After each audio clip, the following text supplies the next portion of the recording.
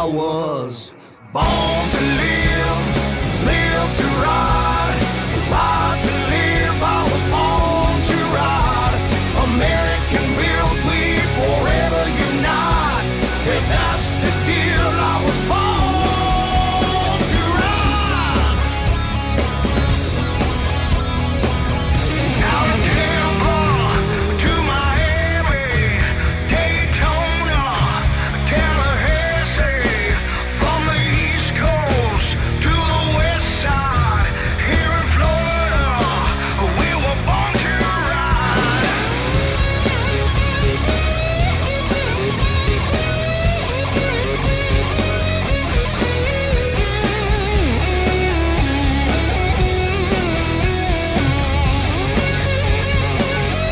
I was born to live, live to ride, ride to live. I was born to ride.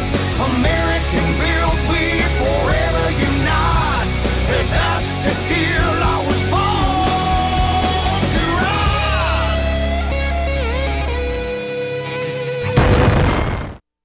ride. What is Budweiser? It's bright, crisp, clean, pure. The smooth result of beechwood aging. This is Budweiser. This is beer. Thanks for tuning in, Born to Ride.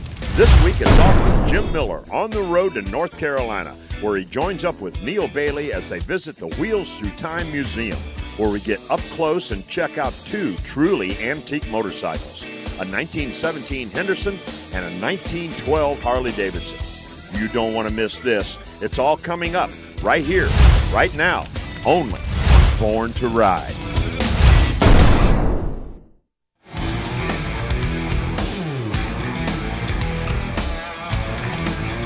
Hey, I'm Steven Tyler from Aerosmith. You're watching Born to Ride TV. Oh, yeah. Hi, I'm Jim Miller with another edition of On the Road. Today I'm up here at the Wheels Through Time Museum in Maggie Valley, North Carolina, looking at some of these fine old machines that you see here. I have a great time every time I come up here. And my buddy Neil Bailey is up here someplace writing an article for the museum and for some of the national magazines. So I'm going to try to find him and see what he's up to. Doing? Great. Hey, I was up in the area here and I thought I'd stop by. What are you working on? I don't remember last time we were here, Dale was riding around on that 1917 Henderson. Well, I started doing a little bit of research here. And basically, that four-cylinder motorcycle belonged to a gentleman by the name of Maldwin Jones. In 1917, Maldwin Jones tried to break the 24-hour endurance record on that bike. Somewhere in the night, riding on one of the old 2-mile board tracks up in Cincinnati, Ohio, he crashed, burned. I don't think he destroyed the bike, but it was pretty bent up. Anyway, about that time, there was another famous road racer by the name of Alan Bedell. But at that time, I'm sure you must have heard of Cannonball Baker. Cannonball Run. Cannonball Run, yeah. I'm sure everybody's heard of the Cannonball. Well, Cannonball Baker actually owned the transcontinental record. And if my research is correct, here in 1914, he did it in 11 days and 12 hours. So in 1917, while Maldwin Jones was crashing his Henderson, Alan Bedell was out beating Cannonball Baker's record. And he did it in 7 days and 16 hours. Close to 80 years later, Dale found Maldwin Jones's bike, which was in quite a bad state of repair, with a good friend of his, Steve Huntinger, who's a famous California restoration expert. They brought this bike back to life, and 80 years to the day, Dale rode from Los Angeles to New York on Maldwin Jones's original 1917 Henderson and broke the transcontinental record. And according to my notes again, he went across America in 6 days, 1 hour and 22 minutes, ending up on the Al Roker show, public television. And it's just the most incredible story. And the bike is downstairs, it's in the museum, and if you like, we could go and have a little bit of a more detailed look at it. I'd love to take a look at that, and I'm sure the people watching would like to see it in detail. Maybe we can even get Dale to start it if we're lucky. Yeah, the Henderson's right over here, Jim. Well, here we are, Jim. This is a 1917 Henderson. This is the actual bike that Maldwin Jones rode in the 24-hour endurance attempt back in 1917. This is beautiful. Now, didn't you say that it had burnt or something like that? In the night when Maldwin Jones was making his record, obviously they had to go under lights, and somebody moved the lights, they thought they were trying to help him, and he drove off the board track and crashed and burned the bike. Being a 24-hour endurance racing bike, there were other modifications made. If you notice, the shift levers over here have all been modified down so that when the rider was on it and he was kind of in a lay-down position, rather than having big road-style cumbersome levers, he would have these shorter levers. Hey Jim, how you doing? Glad to have you back at Wheels Through Time. Good. I see you're checking out the 17 Henderson. Beautiful. You know, I was just asking if it still ran. You know, this is Maldwin Jones's bike. He crashed this on a board track in Cincinnati in 1917, and the bike laid up for about 70 years. My friend Steve Hunsinger restored the bike, and I rode it from LA to New York in 1997, and I'll be glad to start it for you. It's really, Great. It's really a powerful machine. It's 61 cubic inches, and the really interesting thing about the engine, it only holds 1 quart of oil in the engine, transmission, and the clutch.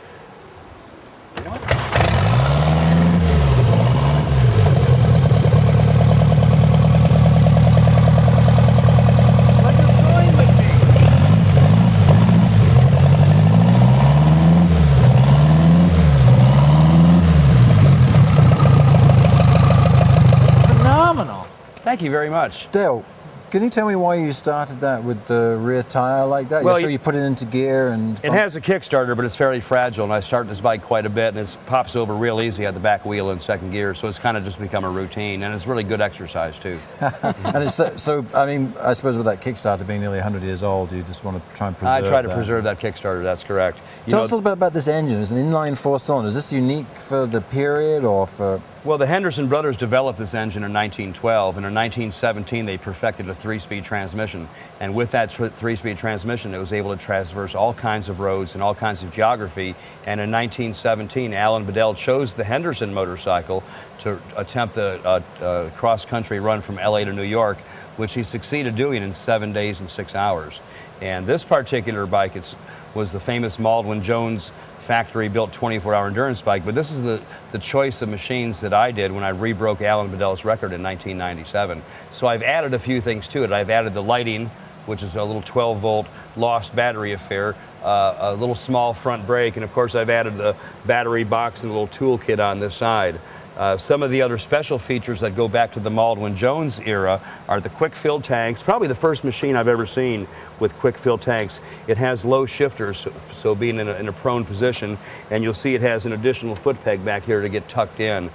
Probably the most significant advancement to the bike, though, was the big side draft intake manifold. A standard 1917 Henderson has a little small manifold, and the carburetor sits in the back. Well, on this Maldwin 24-hour endurance bike, to increase the speed, they needed more carburation. So they added this big side draft manifold and carburetor. In fact, this is the only Henderson known that has such an arrangement. What was it like when you were riding it? I mean, in terms of compared to a modern bike or in modern traffic? Well, the bike is actually pretty zippy and the brakes work fairly well. However, it is low horsepower, so in windy conditions, you really have to tuck in to keep speed up. Fuel mileage would range anywhere from 30 miles a gallon to 60 miles a gallon, depends on the wind. I tried to average about 50 miles an hour, although the bike I've had it up to 86 miles an hour. It's a little snaky at 86. How many miles a day or how many hours a day would you actually have to ride? Because you did the record in 6 days and 2 hours. Well, the first day out was the longest day. We left the museum in Southern California in Los Angeles at 11 o'clock on, I believe it was a Saturday morning, and we made it all the way to Flagstaff by 9 o'clock that night, and that's about 600 miles. So that was the longest day, and subsequently we tried to keep up 500 miles a day, stopping for just a bite to eat and go. We were able to motel every night, so it wasn't an all night on the side of the road as Alan Bedell had done in 1917. But it was a very challenging thing to do.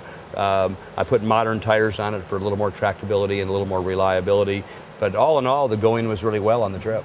And the only problem you had was a flat tire? Had one flat tire in Pennsylvania on a 2-lane road on a big sweeping downhill, and I was trying to figure out which way I wanted to lay the bike down, and I managed to keep it up and repair the tire on the spot and continue on. What a great testament to your engine building skills here. Well, I can't take credit for that.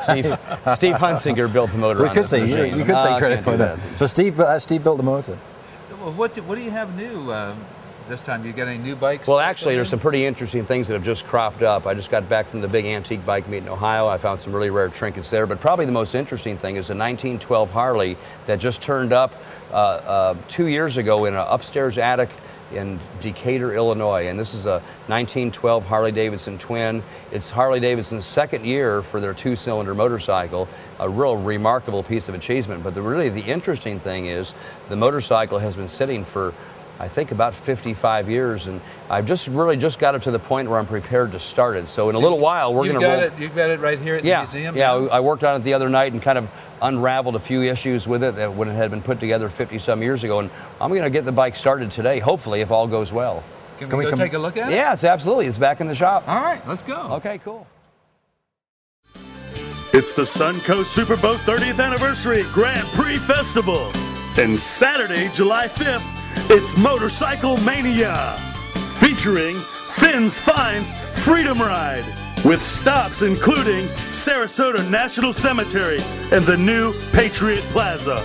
The ride starts at both Rossiter's Harley-Davidson, Sarasota, and Manatee River. Sign-ups begin at 9:30 a.m. This ride honors all veterans and their families and will end at the offshore powerboat races at the Van Wezel in Sarasota. That's not all. A Born to Ride custom and ride-in bike show sponsored by attorney Fran Hosh, 866-LAW-FRAN. And you won't want to miss the Superboat Grand Prix Bikini Contest. Vendors, great food, live entertainment, and so much more. Ice Cold Budweiser. Don't miss it. This is the event of the year. That's Saturday, July 5th, Motorcycle Mania at the Suncoast Superboat 30th Anniversary Grand Prix Festival.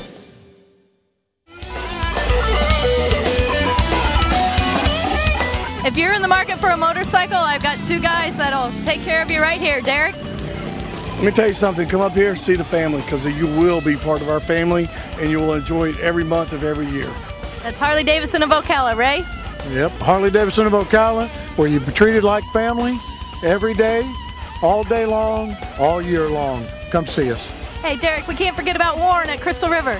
You know what? That's our sister store over there. Been around 11 years now. There's been a tremendous turnout over in Crystal River as well, right there on US 19 in Homosassa. We love Ray. Hi, Ray. You know, Debbie, it's a great location. It's right on 19, right outside of Crystal River. You can't miss it. It's a beautiful store. Stop by and see us at Harley-Davidson of Crystal River. All right, two stores to serve you. Harley-Davidson Ocala, Harley-Davidson Crystal River. These guys got it all happening. Check them out. Let them roll, baby. Let them roll. Let them roll. Let them roll.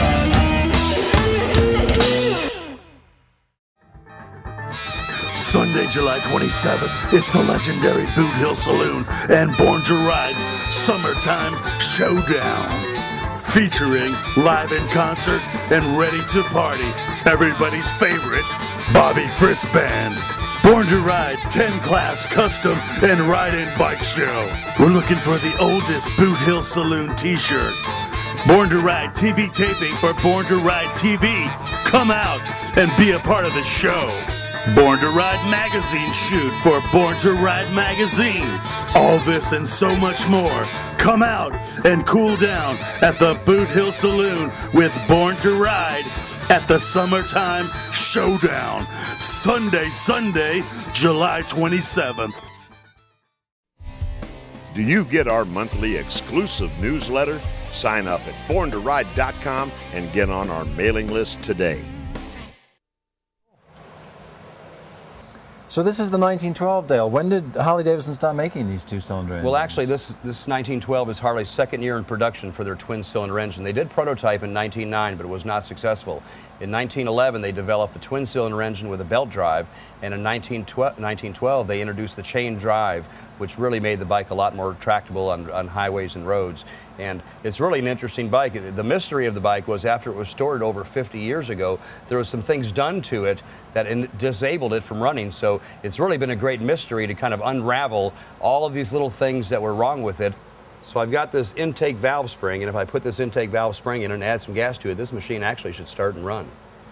So tell me exactly what you're doing here at this point, Dale. That spring is... I had really worked on these intake valves to make sure they were operating properly. And what I found was this intake pocket had been improperly installed, allowing no fuel to go to the front, which would keep it running maybe on one cylinder.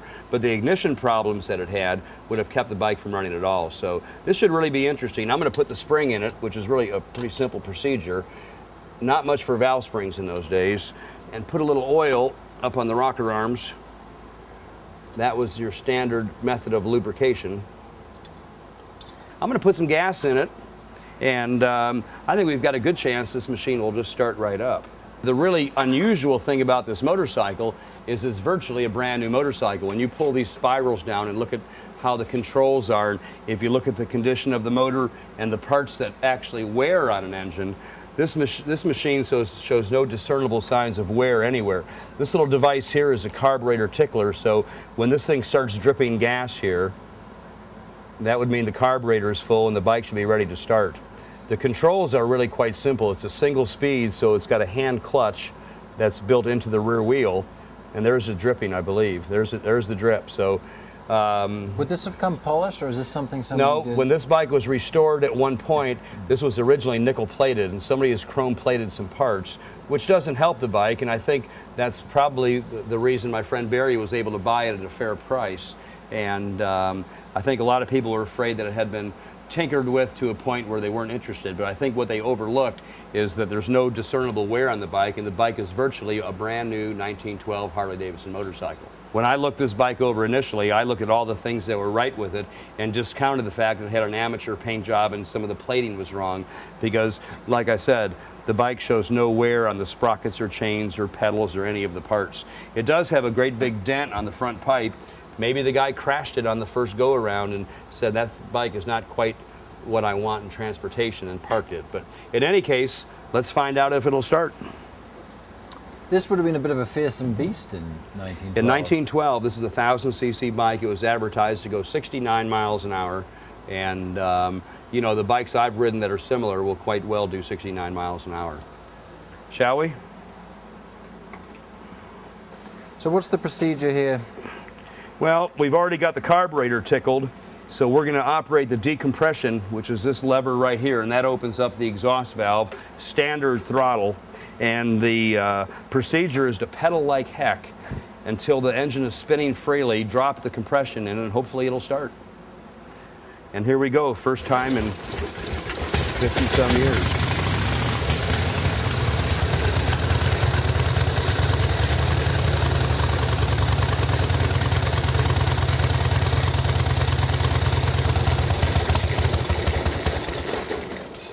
So you're actually going to try to ride this bike now? You know, I think that with the motor turning the way it is and it's running great, I've got air in the tires, which I did yesterday. I think this bike would be capable of taking a little putt in the grass out there. I think let's give it a go shot out and see what it'll do. All right. Absolutely. Cool.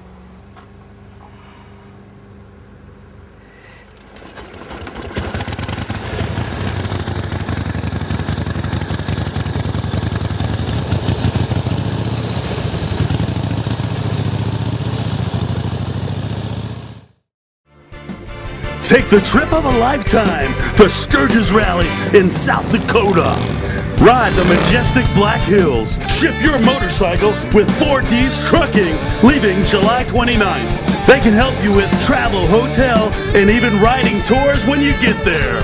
They'll even ship your tent with your motorcycle so you can camp out. So call now to take the trip of a lifetime, the Sturgis Motorcycle Rally. 352-208-3814. Find us on Facebook, Born to Ride TV and magazine. For over 18 years, the ultimate multimedia biker experience.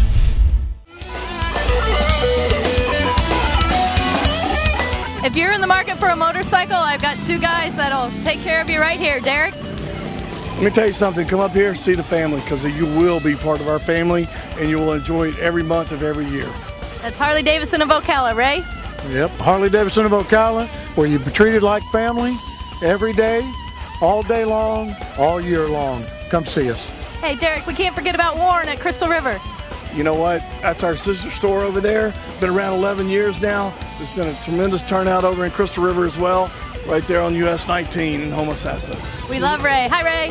You know, Debbie, it's a great location. It's right on 19, right outside of Crystal River. You can't miss it. It's a beautiful store. Stop by and see us at Harley Davidson of Crystal River. All right, two stores to serve you. Harley Davidson of Ocala, Harley Davidson Crystal River. These guys got it all happening. Check them out. Let them roll, baby. Let them roll. Let them roll. Let them roll.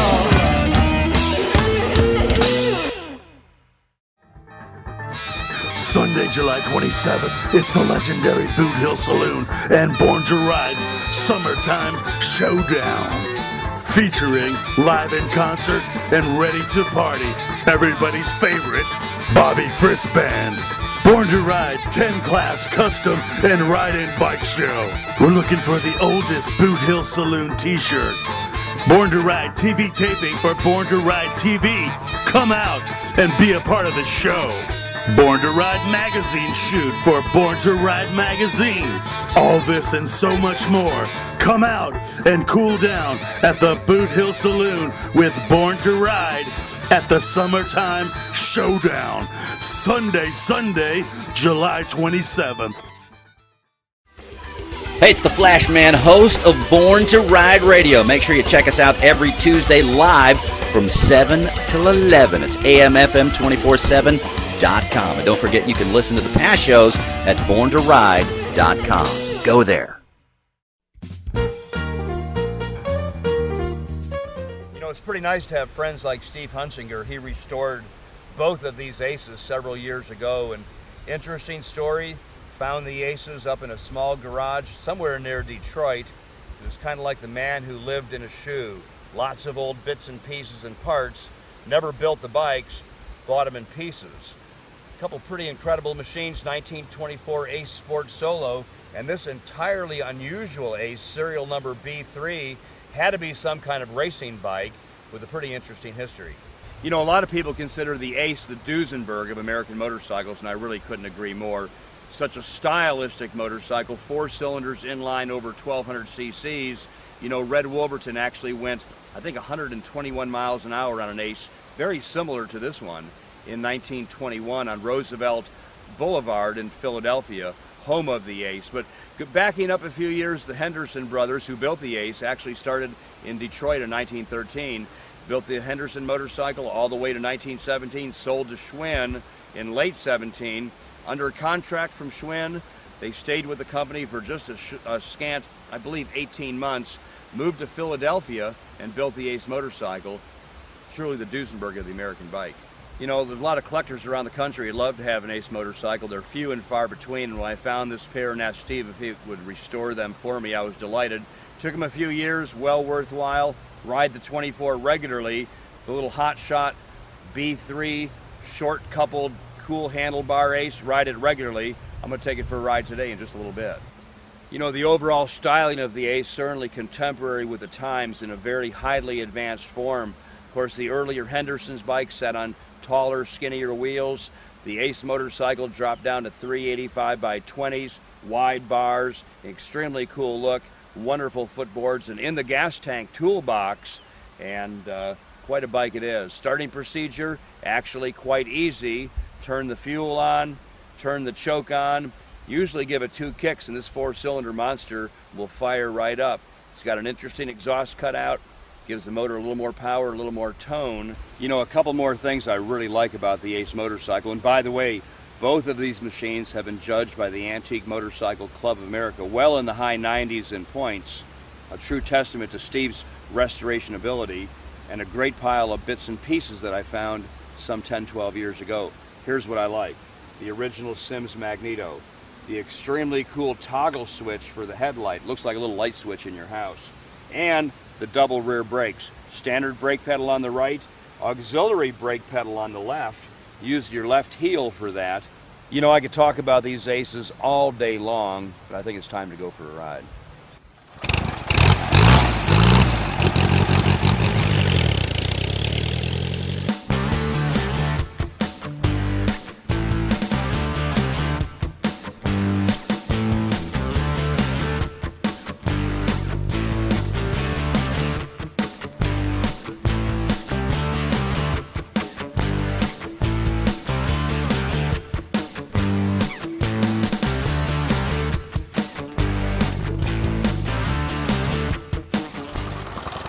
Ride on Ace number 1, I guess it's time for ride on Ace number 2.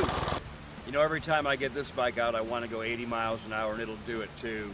One simple kick, and this 3-speed transmission will wind you up to 80 plus on these 70-year-old Goodyear tires. But you know what? These things were made to roll.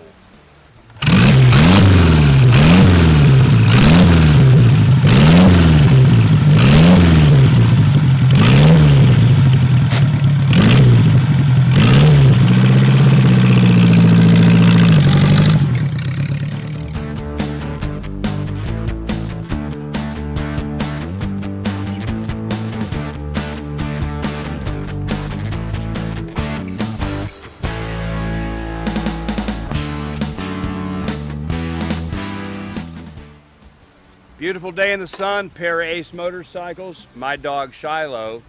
Can't get better than that.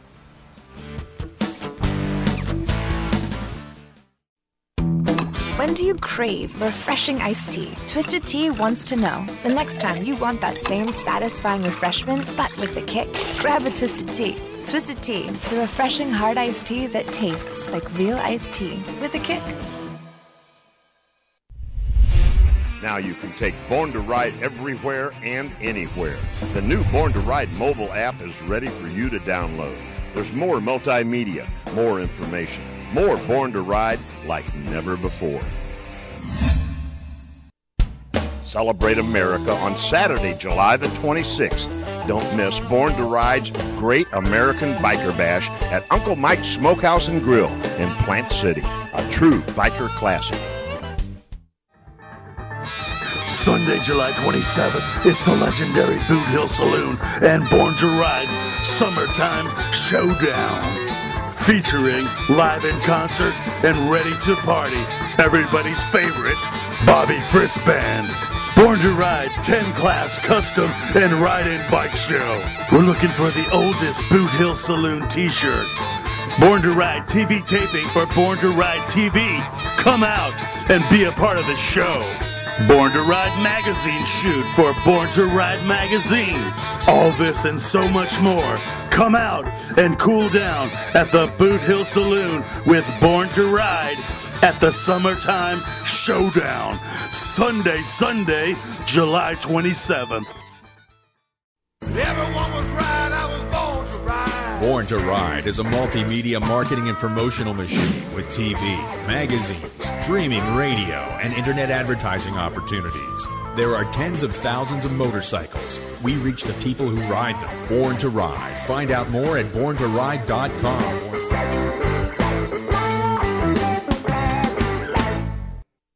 We're having a party and you're invited. Yes, it's Born to Ride's 19th year anniversary trilogy. On Saturday, August the 23rd, it's a party at Biff Burger in St. Petersburg, a true classic where it all began.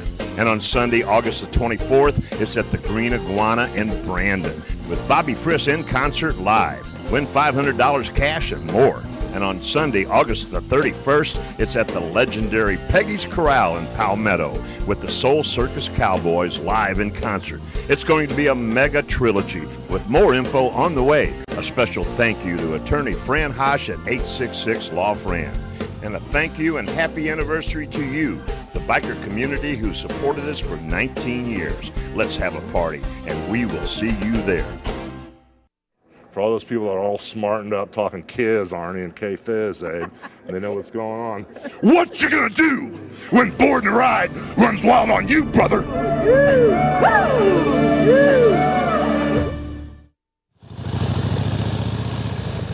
Hey, Jim, I want to thank you very much for taking in Wheels Through Time today. I hope you enjoyed it. I hope your viewers enjoyed it. There's plenty here to do and see, and thank goodness old Betsy started for us. Well, it was really good being here and being in on the first time that this bike has run in all those years. And I have a great time every time I come to the Wheels Through Time Museum. Jim, thank you very much for coming. I really appreciate it. And Neil, I look forward to reading the article about the Henderson in Born to Ride magazine soon. Stay tuned. It'll be here soon, Jim. All right. And I'll see you guys next time on the road.